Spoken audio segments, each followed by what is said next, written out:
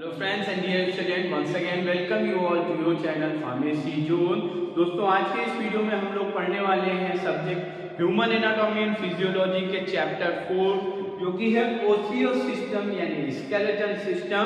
और ओसियो सिस्टम के अंतर्गत का आज का जो हमारा टॉपिक है वो है structure of compact bone and spongy bone. In compact bone और स्पंजी बोन का स्ट्रक्चर कैसा होता है, ये किस तरीके से बने हुए होते हैं, वो देखेंगे आज के इस वीडियो में। तो आइए शुरू करते हैं आज का अपना टॉपिक। और शुरू करने से पहले अगर अभी तक आपने चैनल को सब्सक्राइब नहीं किया है तो जल्द से जल्द चैनल को सब्सक्राइब कर ले। तो सबसे पहले हम स्टार्ट करेंगे कॉम्पैक्ट बोन से, कि कॉम्पैक्ट बोन के बारे में जानेंगे कि ये किस तरीके से बनी हुई होती है। लास्ट वीडियो में हमने डिस्कस किया था कि जहाँ पे हम बोन शेप एंड स्ट्रक्चर्स के बारे में बात कर रहे थे, तो वहां पे हमने कॉम्पैक्ट बोन के बारे में बात करा था। तो कॉम्पैक्ट बोन वो बोन होती है, मींस ये क्या कॉम्पैक्ट, जैसे इसके नाम से ही पता चल रहा है, कॉम्पैक्ट मींस कोई भी चीज जिसमें अगर हम बोन्स की बात कर रहे हैं तो ये मतलब बहुत ही डेंस स्ट्रक्चर और स्ट्रॉन्ग स्ट्रक्चर होगा। तो जो कॉम्पैक्ट बोन होती है ये डेंस होती है और स्ट्रॉन्ग होती है, उसी के साथ ये आउटर सेल का फॉर्मेशन करते हैं। बोन की आउटर सेल जो बनी होती है वो उसी को क्या कहा जाता है, कॉम्पैक्ट बोन। जैसे मान लीजिए ये हमारा स्ट्रक्चर है बोन का, तो बोन की जो ये आउटर लेयर है, ये जो आउटर लेयर है, ये जो आउटर सेल है, ये बनी हुई होती है किसकी, कॉम्पैक्ट बोन की। और हमारी बॉडी का 80% of bone mass, 80% bone mass ये किसका होता है, किसका बना हुआ होता है, कॉम्पैक्ट बोन का। मीन जो टोटल बोन मास होता है, बोन मास का मतलब जो टोटल बोन यानी हड्डियों का मास होता है, जो उनका वॉल्यूम या जो उनका वेट होता है, वो किसके द्वारा, उस टोटल बोन मास का 80% वो कॉम्पैक्ट बोन का बना हुआ होता है।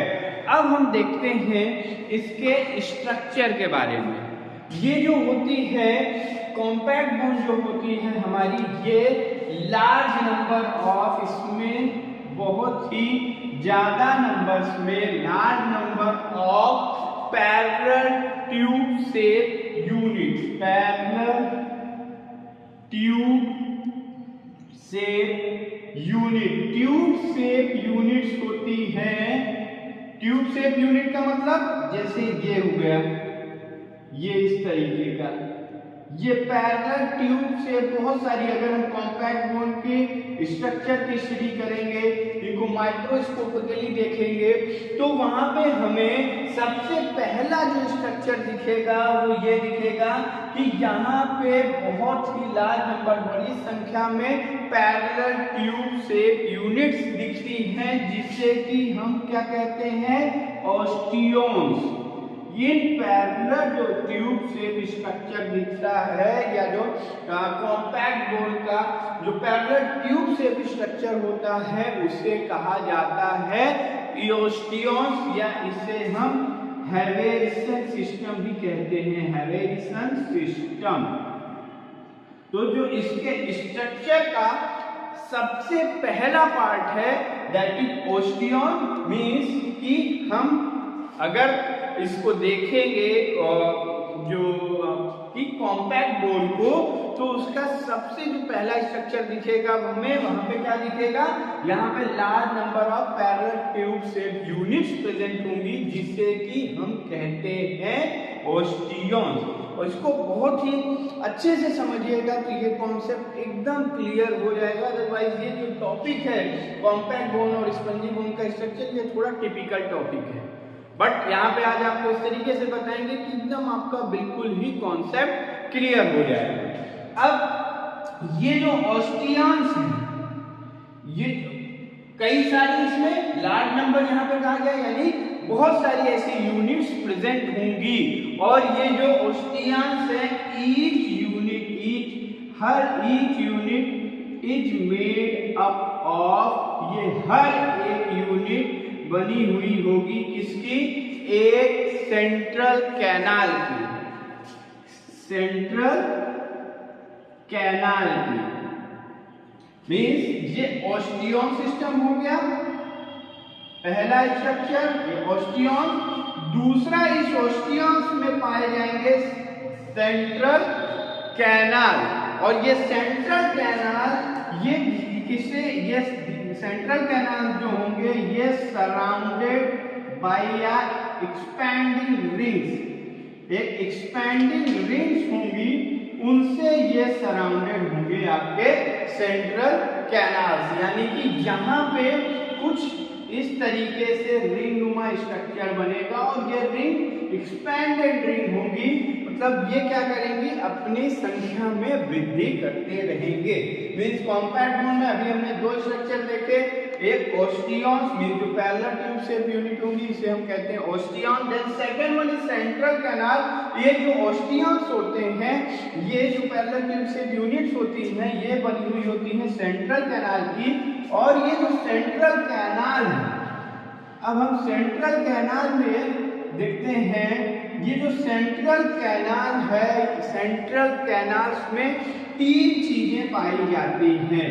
पहला नर्व्स, देन सेकेंड इसमें पाए जाएंगे लिम्फेटिक यानी लिम्फ वेसल्स जो कि बॉडी फ्लूइड को कैरी करेंगी, and then third one is blood vessels.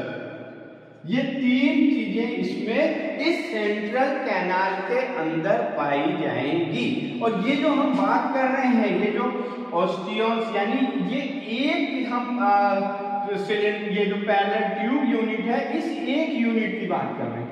ऐसे हर यूनिट में सेंट्रल कैनाल और हर सेंट्रल कैनाल में नर्व, लिम्फेटिक, लिम्फ वेसल और ब्लड वेसल्स पाई जाएंगी। और ये जो सेंट्रल कैनाल है, मान लीजिए ये है पैरेलल ट्यूब स्ट्रक्चर, ये आपका ये जो सेंट्रल कैनाल है, ये सेंट्रल कैनाल अपने हर नेबरिंग सेल से जुड़ा हुआ होगा। जो नेबरिंग स्ट्रक्चर होगा उससे एक टनल के थ्रू अटैच होगा, ये इस तरीके। यहाँ पे मान लीजिए सेंट्रल कैनाल पाया जा रहा है, ये एक टनल के थ्रू दूसरे ट्यूब लाइक स्ट्रक्चर यानी दूसरे ओस्टियन से अटैच होगा। और ये जो दूसरे ओस्टियन से अटैच करने के लिए ये जो टनल बन रही है, इस टनल का जो नाम है इसे कहा जाता है पेरिफेरल कैनाल। इसे क्या कहा जाता है, पेरिफेरल कैनाल।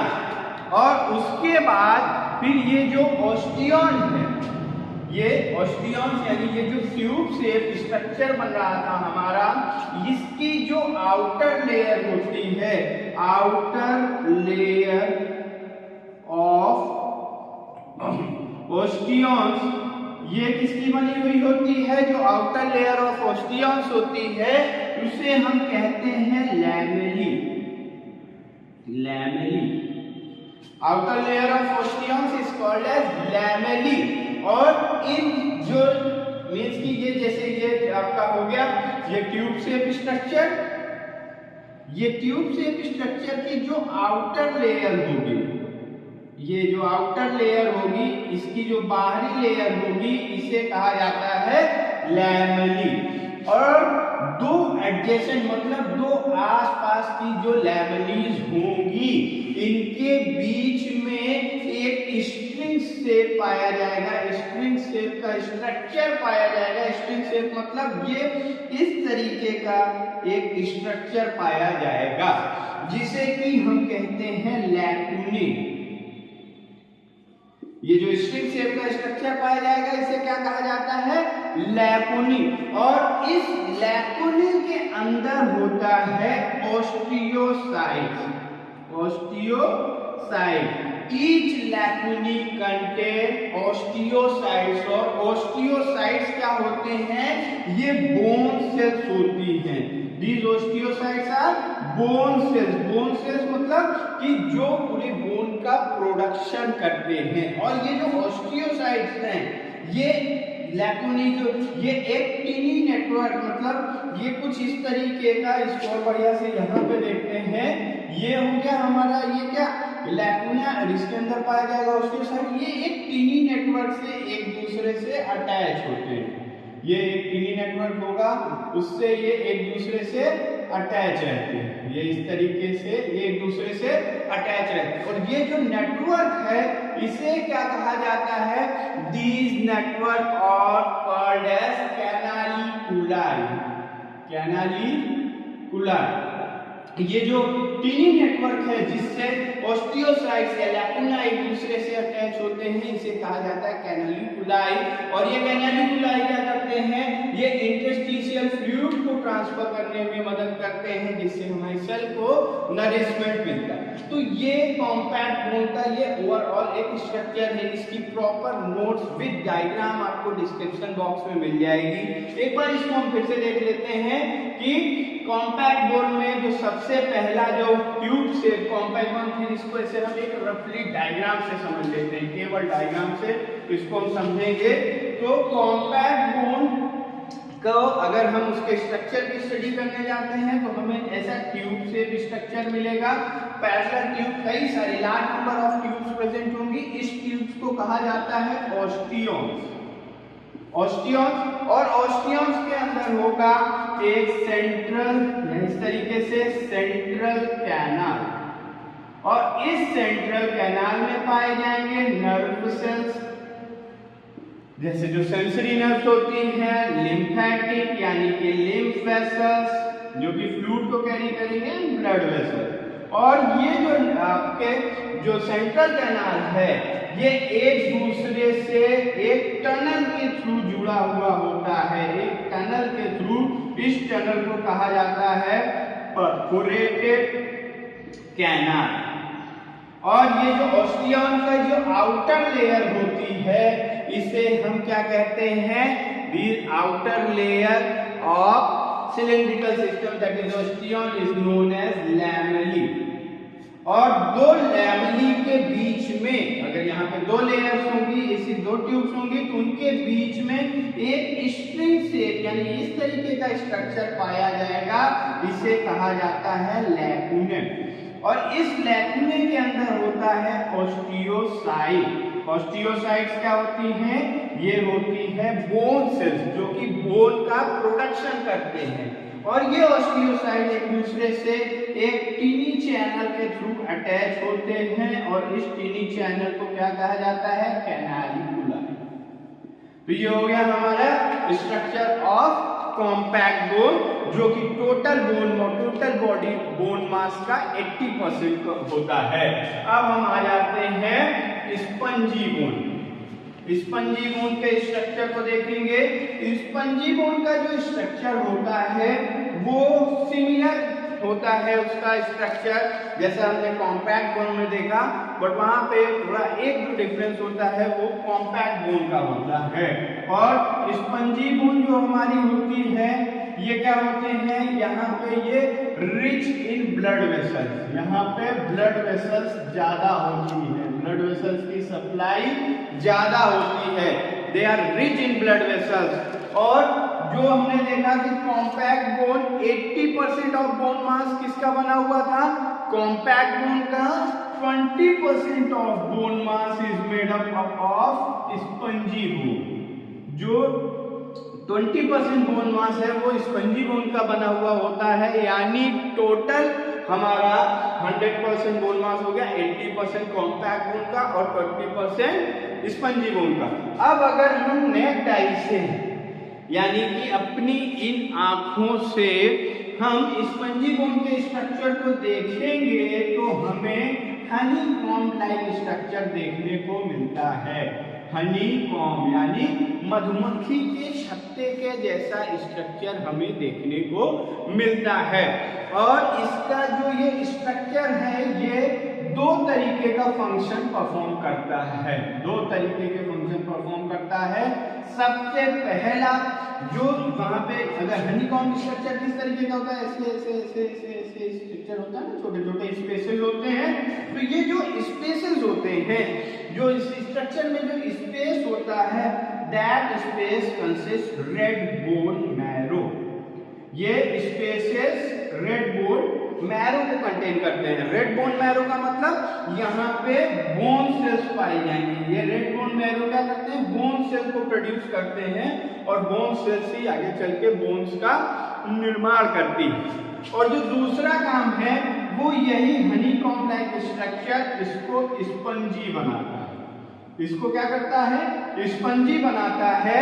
स्पंजी की वजह से ये इसका लाइटर वेट यानी इसका वेट जो है as compared to compact bone के इसका जो वेट होता है वो कम हो जाता है। अब उसके बाद इसका हमने नेक डाई से देखा तो हनीकॉम्ब लाइक स्ट्रक्चर दिखा, और अगर हम इसका माइक्रोस्कोपिकल एग्जामिनेशन करेंगे, माइक्रोस्कोप के थ्रू हम इसको देखेंगे तो वहां पे हमें एक ट्रैबेकुले यानी कि ट्रैबेकुले यानी लिटिल बीन्स लाइक स्ट्रक्चर देखने को हमें इसका मिलेगा। लिटिल बीन्स, ये इस तरीके छोटे छोटे बीम्स नुमा स्ट्रक्चर हमें देखने को मिलेंगे। और ये जो लिटिल बीम है फर्दर इसको हम कहेंगे ओस्टियन। बस इसमें और कॉम्पैक्ट बोन के माइक्रोस्कोपिकल स्ट्रक्चर में जो डिफरेंस होता है कि इसमें स्पंजी बोन्स में सेंट्रल कैनाल्स नहीं होते हैं। तो गाइस ये था आज का हमारा topic structure of compact and spongy bone. I hope कि आपको ये टॉपिक समझ में आया होगा। इस टॉपिक से रिलेटेड कोई भी क्वेरी हो तो आप कमेंट बॉक्स में ड्रॉप कर सकते हैं। टॉपिक के पीडीएफ नोट्स को डिस्क्रिप्शन बॉक्स में दिए हुए लिंक से डाउनलोड कर सकते हैं। Thank you very much.